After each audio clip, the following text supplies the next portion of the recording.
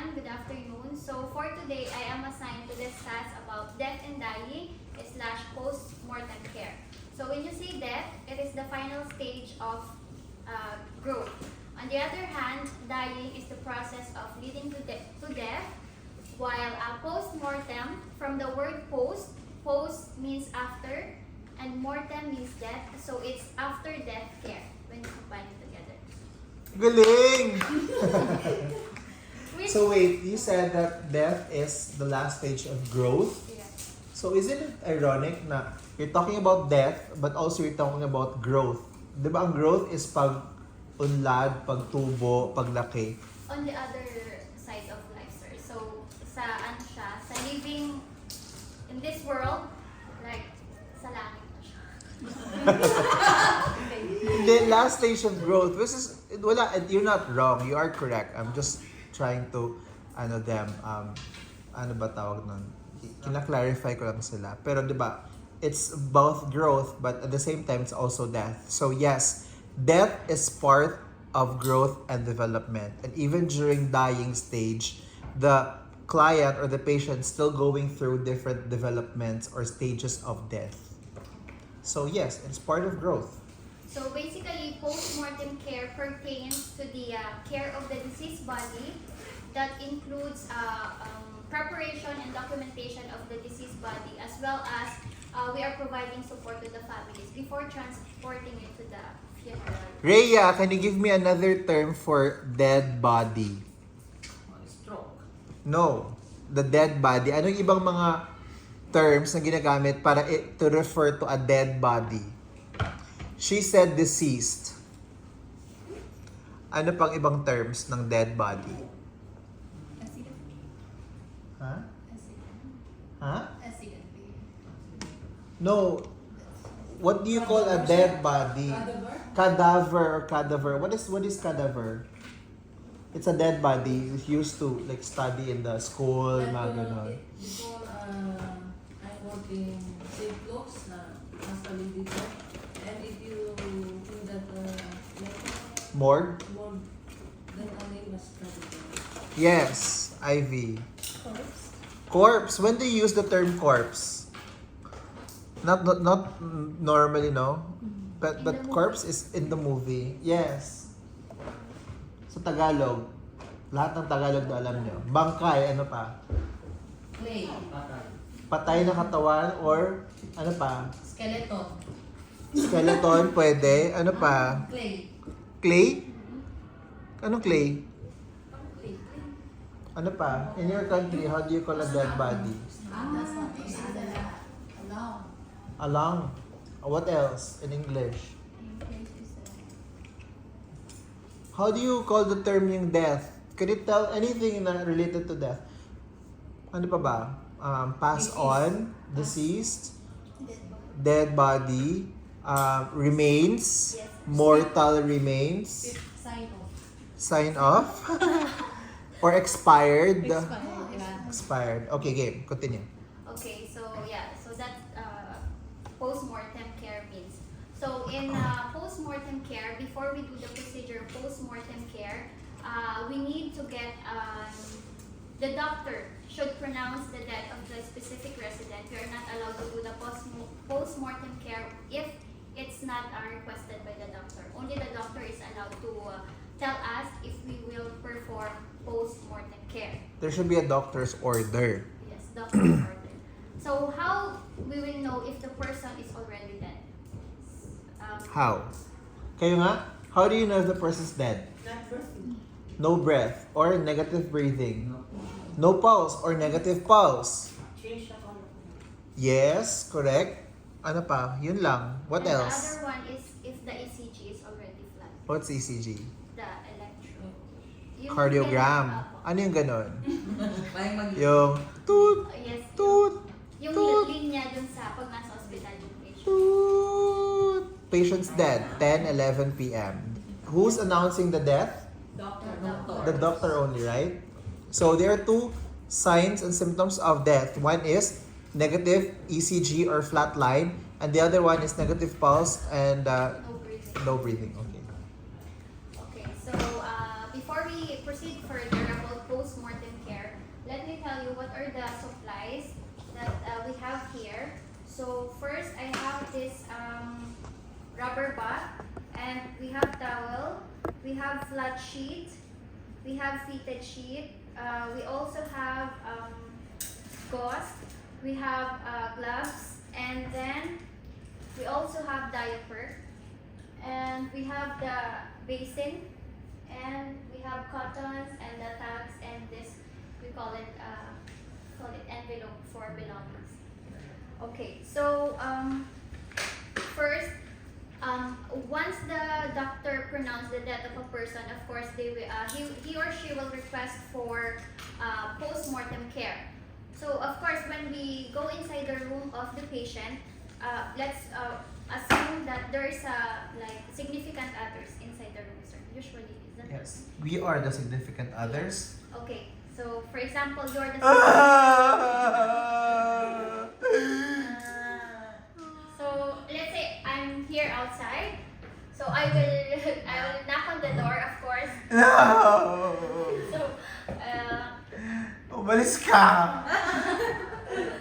hi, Mr. Richard. So I am May Villaruel. I will be the nursing assistant for today, who will perform for the post-mortem care of Mr.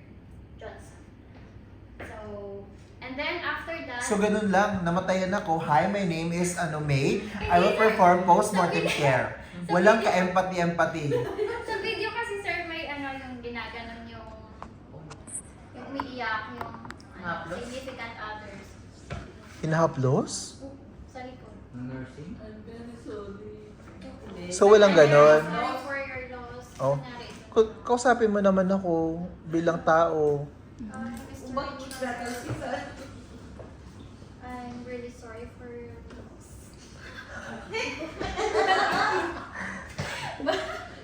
What's funny, my dear? Daw ganun ka ng ano.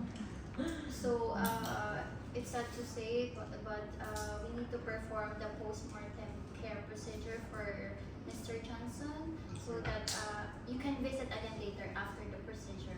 And then I will assist the significant others going outside. And, yeah. So let me ask you guys, you know what's a significant others? The family, right? So during this procedure, would you rather stay inside the room or would you go outside the room? You personally ba? Ikaw personally, what is your preference? Outside, sir. Ikaw, you wanna go outside? You wanna see? Ikaw, kayo, Rhea, ka dyan. Inside po. How about you? First, need to give them like privacy. So we encourage the patients or their significant others to go outside because this event is very traumatic for them, okay? Cleaning the body and everything. So it will like stay in their memory, in their core memory. So that's why we always encourage them to go outside and come back after a few minutes. That would help them to easily move on with the grieving process. Okay, so after that, so the significant others left in the room already. So we have to check if there's any signages that we need to put outside the door on the hallway. Like say for example, don't enter this room, something's going on, blah blah blah. And then after that, you have to close the door and then pull the curtain. So we can provide privacy, dignity, and respect to the patient. Because even if the patient is already dead, we need to provide respect and dignity to them, same as when they are alive. And then after that, so I need to, like for example, this is water. I need to wash my hands, and then yes, and then dry my hands, put my gloves on.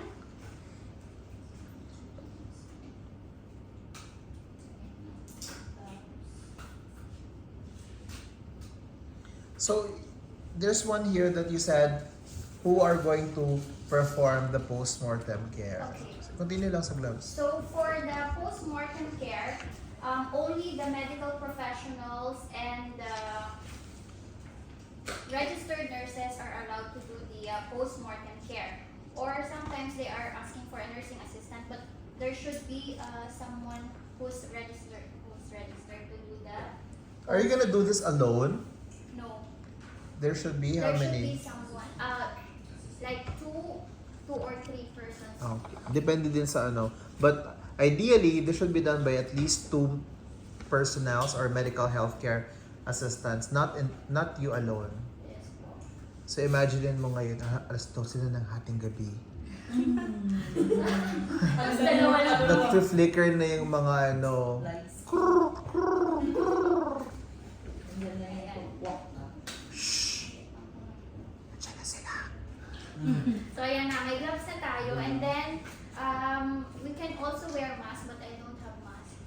And, But you have to wear the PPE according to the conditions. Or what if this is post-COVID patient? Or, yeah, what if this is infectious patients, meningitis, mga ganun, tuberculosis? You should always wear the right PPE, okay? Ideally also, there's also a mask since involved na yung patay. Okay, and next. also to avoid always cross-contamination. Yes. And then after that, after putting all of this PPE and all, so the reason why, and one more thing just to let you know, the reason why we already prepared all these materials near to us is for us to save time and energy, and of course to work efficiently. We don't need to go back and forth to the supply room just to get the materials. And then, so let's assume that there is water here, and then Page 3 na. Position your patient in a flat position. So ito, correct na to. So naka-flat position na yung, sorry. The bed is already in a flat position. Reason is because it should be on our level. So it will not be difficult for us to perform the post-mortem care. So as soon as the patient is already on the flat level, we have to remove. So the bed is flat, but how about the patient? Should the patient also be in a flat position or in a supine position? It should be in a supine position, sir. So I have to. Why it should be removed? Why? The reason why we need to remove the pillow because of the blood pooling and the fluids. So we'll go back on page number 2. Which are the stages of death? Sabi dito number 1, it's pallor mortis. What is that? So for pallor mortis, this first stage of death is where the skin pales. So the patient is starting to pale. Have you noticed that have you noticed someone who's dying? Diba, during the moments that the person is already dying, the skin color is becoming cold and clammy na. Tapos it's parang luspad in Bisaya. In Tagalog, I don't know. Luspad is maputla, right? It's pale. So you'd know that the patients is already dying any moment soon. So once the patient dies, ang first stage talaga is the skin becomes pale. It's called pallor mortis. After a few minutes to an hour, Yeah, so the patient will get lost the elasticity of the skin, which we call algor. Algor mortis. So the skin elasticity of the patient is already losing, or we call it the temperature of the body is changing already. What do you feel? What is the temperature of a dead body? Cold or hot? Cold. Cold? Nasa hot. That is, huh? Cold. Therefore, coning. Pag bago pa lang hot siya. Tapos pag hot. Calling for Cold na ang dead body. And then after 1 hour, rigor. What is rigor mortis? Rigor mortis is the Rigid. From the word rigid. Ano ibig sabihin ng rigid? Stiffen na siya. Kumbaga, Stiffen or nag-lose. naninigas na siya. Okay. How many hours is that, Rhea? 2 hours. 2 hours to 4 hours. So what does this mean to you? Therefore, as soon as the doctor's ordered to do the postmortem, you should do it as soon as possible, right? Before 2 hours. And then finally, the patient's purple discoloration, you have the livor mortis. Please do not wait until the patient is in livor mortis. Okay, actually guys, just to be honest, yung stages of death, they are actually 7. And the seventh stage is called decomposition. So it's in the cementerio na. skeletonizations, and then decomposition. Okay. So let's say the patient is already on the supine position already. He is on the supine position. So first, we have to remove the jewelry or the personal belongings of the patient. Let's say, for example, she's having earrings or something. We have to put it on the container or on the envelope. So we have to put it here. It's very important to keep the personal belongings of the patient. This is to avoid like for how do you call it? For yung ano ba? Yung i-accuse, to avoid the accusation of the nurses that they are stealing. So you put it on the envelope. Yes, so So ikaw, Luz, pag ba nakita kang alahas, ano gagawin mo? Ibenta. So you have to document everything and you have to give it to the significant others later on. and also later on you have to ask the significant others to sign the receipt that she So ordered. what could you find in the patient's bed? Anong mga usual mo nakikita sa bed ng mga pasyente? Bracelet, what else? May cellphone, yes. Earrings, rings, mga wedding rings, right? What else? Necklace. Huh? Necklace. Yes, necklace. Jewelry nga, what else? Money, sir. Money, yes, what else? Ano ba yung possible na makita mo? May ID ba ang mga patient? Okay, fine, ID. What else? Ano pa ba? Denture? Then sure. Dentures. Okay, what else? Rosary. Mga... Mariani. Oh, yun. Okay. So we have kept it. We have documented it already. And later I will get the receipt coming from the SO. Next. Okay, so we already removed all the jewelries. Now we have to remove the tubes or the drains of the patient. But we have to make sure that all the equipments or all the tubes are already turned off or switched off. So Can you put a note? It's called contraptions. Contractions for it, sir. Because I'm searching contractions and that it's showing it's for the pregnant or Yun yung sa pregnant. Contraptions. Parang na-trap. Contraptions. Contraption. Okay, okay. okay, so So usually the ECG is turned off, the oxygen is turned off, suctioning machine is turned off. yes. So from the top going down, so let's say the patient is having nasogastric tube, which is connected to the nose, and this is used for feeding. So we have to remove, let's say, mayroon siya dito. Tapos, So ganun lang mag-remove. Paano kaya mag-remove? no, I will remove. Mr. Johnson, so I am going to remove your nasogastric tube. Is it okay? Yeah. Is it okay? Patay na. Dead na. So, nagsalita na siya. It's okay. So, we have like a certain container or a trash bag. Let's assume there's a trash bag here. So, we have to put that equipment. What's usually the color of a trash bag? Black? White. White? Ano sa inyo? Green. Yellow! Para saan yung yellow, Nida? Garbage. Sa garbage. Yeah, pero what does it represent, yellow? The yellow bag, what does it represent? Peaceful. It represents freedom from the Marcoses. Yellow means infectious disease. So, or infectious na mga material. So, since you're dealing with a dead body, everything we consider that as infectious. So, I have to put it in a yellow bag. So, number 1 is NGT, if there's NGT, but ask permission from the patient, right? We have to ask permission always to the patient. Don't forget. So, we remove, and this is the trash. And the next one is from the mouth. Usually, the mouth is, we will find the oxygen here. So, we remove the oxygen. So, Mr. Johnson, I'm going to remove the oxygen now. Okay, remove the oxygen.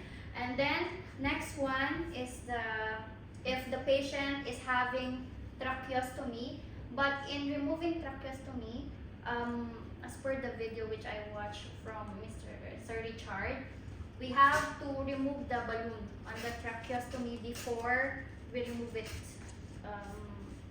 immediately. And then the next one. But just to add on that, sometimes they don't remove the inner cannula. They just put gauze over that. Tapos the morgue will be the one to remove it.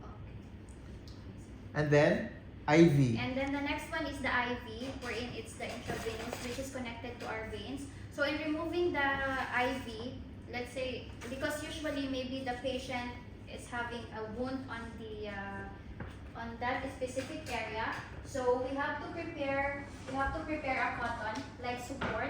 Once we remove the tape on the IV, we have to prepare the cotton to cover the wound, for the blood also. So yes. Next is Catheter. catheter. So yung catheter, it's in the patient's eye. So Mr. Johnson, I will remove your catheter now in the count of 1. No, you have to get the balloon first, right? Yes, for the catheter also. So for both tracheostomy and catheter, there's a balloon on that, so we have to remove the air before removing it. And if in case we are unsure, let's say for example we are just a nursing assistant, if we are unsure whether to remove it or not, we have to ask assistance from the nurse, the registered nurse, so that he or she can assist us in doing so. So what do you call all of these? Ano yun? Construction. Ano? Construction. Walang S. Contraction. Contraction. Contraction. So what if there's wound Wound on where? on the legs? So if there is any wound on the patient's body, we have to put a cotton. Wound na sugat ba? Cotton ilagay? Gauze. So lalagyan, you have to put dressing like a gauze. Okay. So yeah, we have to put a dressing. Okay, next. So Talk to the patient while doing this even if he is already dead. Why? Because Maya. Why you talk to the patient?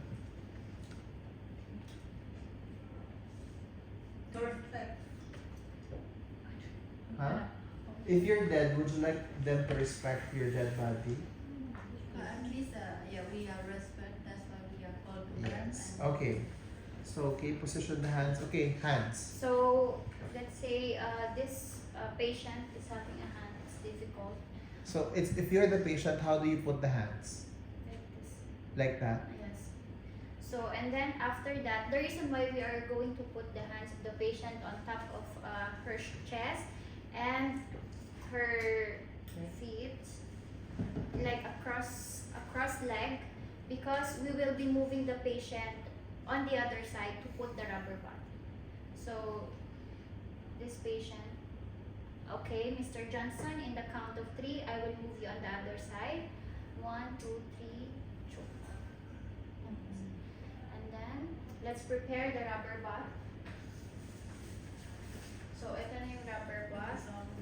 What do you call that in your in your place? Anong tawag dyan? Rubber sheet? Rubber sheet. Rubber bath? Rubber band. Incontinence pad? Blue pad? Absorbent pad? So, same lang yan siya. This is to reduce yung water to go into the mattress, right? To protect your mattress. So we have to put it on the behind the buttocks of this patient. So let's say so difficult. Kunyari, nandun na sa likod niya. Namatay lalo. Paano ba sir? Paano makikita? Yung basta. Sige, i-remove mo na lang yan. Yung bath blanket. But should you still put privacy for the patient? Dapat naka-cover ba si patient? Yes, of Yes. course. Yes, but for the sake of demo, we will remove the cover Yes. of the patient. So just keep in mind that this one is really important to cover the patient to provide privacy and dignity. But since it's not a human, so it's like this. It's away from your body and then put it here. Okay. So let's say nandito na siya. Okay, Mr. Johnson. Mr. Johnson. Johnson. Yes. So, Balik na. I dapat so it should be here.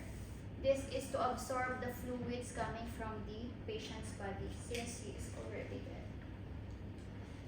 And then, oh, okay. So, Put daw ko na in resting position. slightly, I'm not sure, but I watched in the video, so we will put the patients in a resting position because we have to clean the patients already, right? So in cleaning the patient's body, of course we have a basin here and there is a water and we will be needing towel, but of course we need to put cottons on the first on the eyes of the patient, and then let's put. What if the patient's eyes will not close? If the patient eyes will not close, we have to put a moist cotton. Just put it like 3 to 5 minutes, and then later on, before you're moving it, maybe it will close already. Okay, so let's put cotton. But if you have done that, but the patient's eyes are still open, So if the patient's eyes is still open, you can put cotton and then get a tape, but the tape should be in the vertical. vertical position. So let's say this one, no, this eyes. So we already put cotton on ears, on the eyes, and then on the mouth. Usually the patient is having a denture. If the denture is not on the patient's mouth, we have to put it on the patient's mouth, and then close the mouth of the patient. What if the mouth of the patient does not close? Like for example, they have respirator like. That's, Pati mata. We can also cover it with the cravat. yun na. Yes, you know. Cravat. Yan sa may baso. Yes. Okay. So, ano siya? We have to put the... Ginaganon siya. We have to put like this. So, mag-close siya. Ayan. Or you can roll a towel. And put it here. Yeah, can below you show the- them? Okay.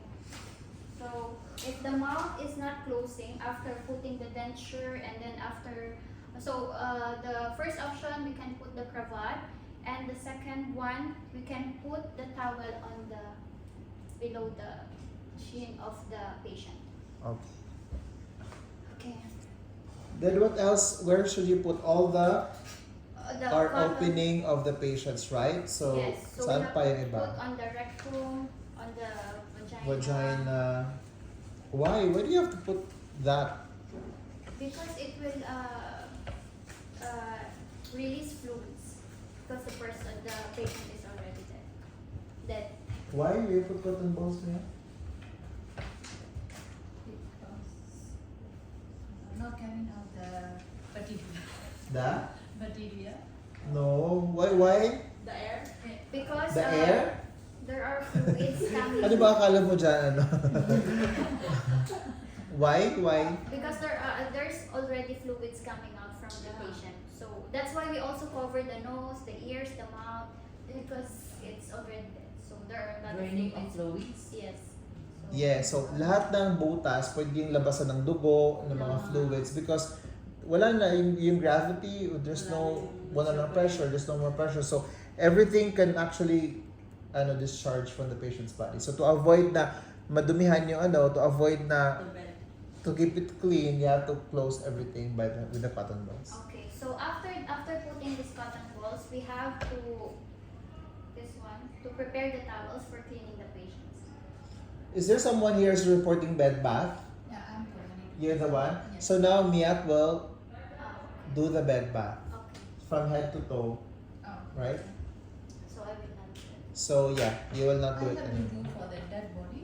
Yes, on the dead body you also have to do, and also for alive. But you will be doing the live patient. I'm just saying that at this point, you will be doing the bed bath Yes. already, which Miat will show us soon. Okay. So let's assume that we already finished cleaning the body of the patient. So we also need, so we have to return back the patient's knee on the flat position because we have to turn the patient on. Let's say for example, Mr. Johnson, I will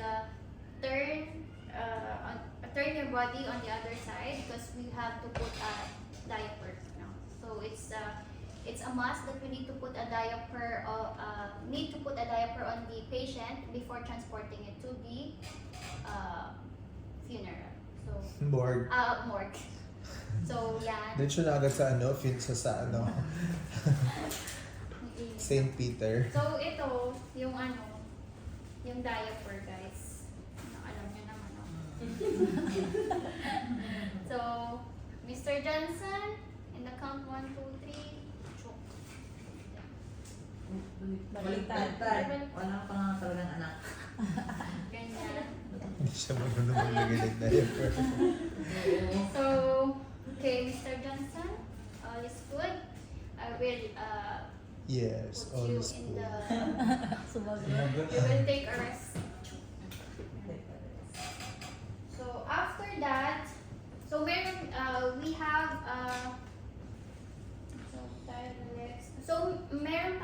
we have 3 tags. So these 3 tags is very important because when we cover the patient with a shroud, we have to put the first name tag on the we have to tie the patient's toe with the first tag, and then the second tag will be going to the hands of the patient. And then after covering the patient's, after covering it with the shroud, don't cover it fully because we will be calling the significant others to see the patient for the last time for them to breathe. So let's say for example. Okay, stop muna. First, you have to put the first name tag. Yes, the first name. What can you see on the name tag? The name of the patient, the date and time of the date and time Of he died. death? Yes. So where do you want to, first tag will be put on the big toes? Oh, The lagay big mo dyan. toes. So big toes of Mr. Johnson. And then next, we have to tie the hands of the patient. So we have to put it on top and tie the patient's hands. And then Mr. Johnson. And then after that, we have to cover it with a shroud. Shroud. Shroud. Okay. We have to cover it with a shroud. So, You know what's a shroud? Ano ba yung shroud? white na tela. Pambalo. Pambalot ng patay. Diba sa, for the Muslims, they also put their, the Dead body. the dead body in the shroud. Oh, where's your shroud? So let's say this one. Let's assume this is a shroud. So how do you put the hands of the patient? Dapat ba ganito lang? Dapat ba Should nakaganito? be in the cross like this. Why? Bakit hindi ganun? Because he's already like on like peace. So it's a sign. Peace of mind. No, the reason why we put the patient's hands crossed over his chest is because during the transportations, we don't want the patient's hands to like go anywhere, right? Baka mamaya in the ano ba yung kabaong in English? Coffin. In the coffin, you'll see the hands like this, with the hands like that, because the nurse did not tie the hands. So like this, and then you have to tie it with a cravat maybe, and then you have to put your name tag there, okay? But for me in my class, the first name tag will be put on the big toes first, okay? So just follow, so it will be the same. Remove the name tag in the hands. Okay, so inside you have to put the first name tag on the big toes, then put on the shroud. Okay. So we will, Mr. Johnson. So I'll be putting the shroud now in count of 1, 2, 3. I will move you on the other side. So ito. Ayan. Hindi ko na siya open, sir. Ha? No, i-open mo siya. Ay, tara. Ang dumi naman ito. So, Mr. Johnson. Hi. So your shroud should be in a diagonal position. Okay? So okay. Diamond pala, hindi siya diagonal. Diamond. Wait. Ano na diamond dito? Ganyan. Diamond. Hindi siya mabuong diamond. Okay. So, diamond. Okay, now.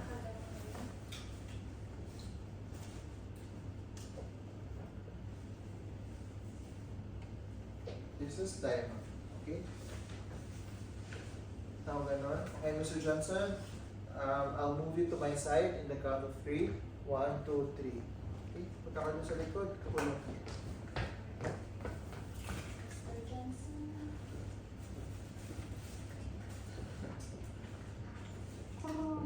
Okay, shit. Sila.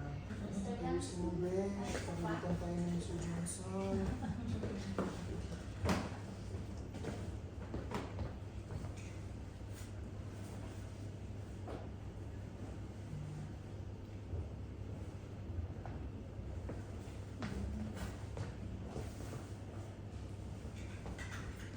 So if you have a tape, then you can put a tape here just para ma-secure siya.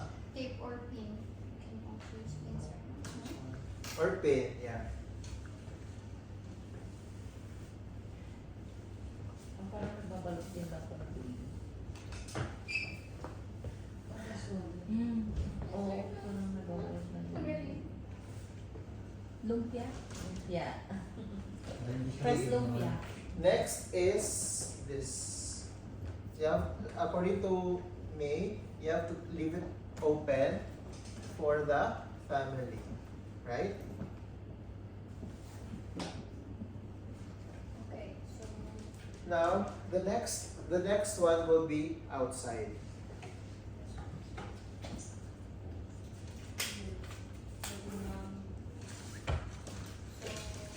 yeah.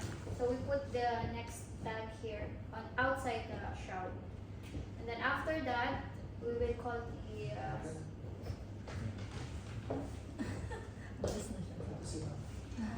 we'll call the significant others to grieve. What will you tell ma'am? Madam Ivy, Mr. Johnson is ready for the viewing after Tama nga viewing. yeah, after performing the post-mortem care. So how do you say that in a way na there will be more love or empathy? Hi, Ma'am Ivy. Yes. So Mr. Johnson is already. No, he's dead already. I don't know. What did you do? So, but that's life. So That's life. we really need to accept the reality that Mr. Johnson is now resting. So you have to view him now. Okay, accompany me to Yeah, him. of course. Why Miss are- Ivy, this is the patient. Okay. Ayan na si Ma'am. So ready na si Ma'am Ivy. I will give you 10 minutes and I'll come back after 10 minutes, right? So, para mag-give ka ba? So, Ma'am Ivy, I will give you 10 minutes to breathe and then we will come back. Okay. So talagang kailangan natin maghintay ng 10 minutes. O tapos na ang 10 So, minutes. after that, after, I'm not sure, but after we let the patients in the room, can we already hand over the jewelry? Yes. Okay, so O tapos na, tapos na. Okay, next. So we already handed over the jewelry of the patients. Now, you need to close the patient's head already. Mr. Johnson, I will be covering your face and let's say goodbye to the world. And then after that, we have to call the attendant to carry the dead body. Wala pa body bag. Yes. So, kunwari ito naman yung body. Let's assume this is a body bag. So, for the body bag, I don't have the body bag here. So, same. So, we have to inform the patient also. You know what's a body bag? Yung patay. So yeah, you fold it and then you zip it. Now, when you zip it, that's the third tag. You have to put the third tag on the zipper of your body bag. So, yung first sa taas, tapos Big toes and then over the hands outside the shroud and then in the body bag. After body bath finish, we not touching again anything like that. Yes, it will be transported to the morgue. Yes,